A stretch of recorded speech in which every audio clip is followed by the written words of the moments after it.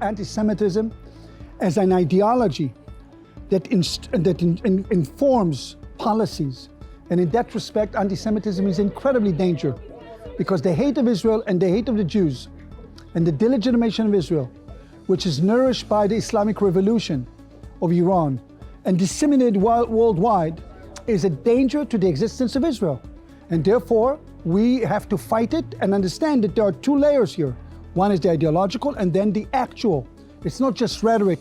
It's rhetoric which instructs the whole development of the means to destroy the state of Israel. Absolutely. I have been following ISGAP for quite some time and collaborate with Charles Small and the rest of the crew. I think it's an important venture that reminds us about the dangers in the world. We cannot basically ignore what is happening around us.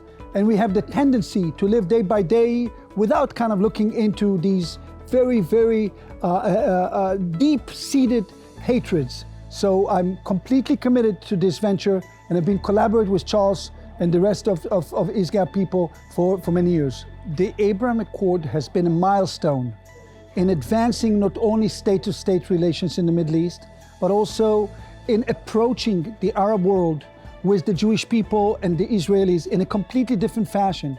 We have to nourish it, we have to develop it, we have to expand it, we have to teach values to each other and discuss this matter. This is a very important development that we must all the time guard against the nemesis of peace in the region. It's incredibly important to fight it. It's very virulent. It's very toxic.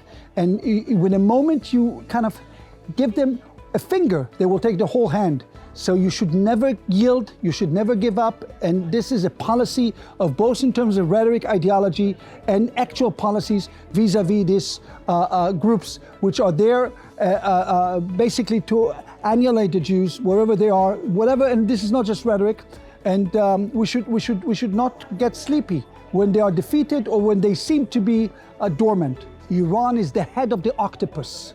Iran spreads poison in the region, spreads mayhem in the region, spreads hatred around the world. And we have seen it via proxies or directly. We should never yield, we should never give up, and we should understand that there is a proximity between the ideology, the rhetoric, and the hatred which is spewed by the regime and other institutions to the actual threat, which is enlarged and being disseminated through actual weapon expansions and all other expansions of violence around the region, via Gaza, via Lebanon, etc.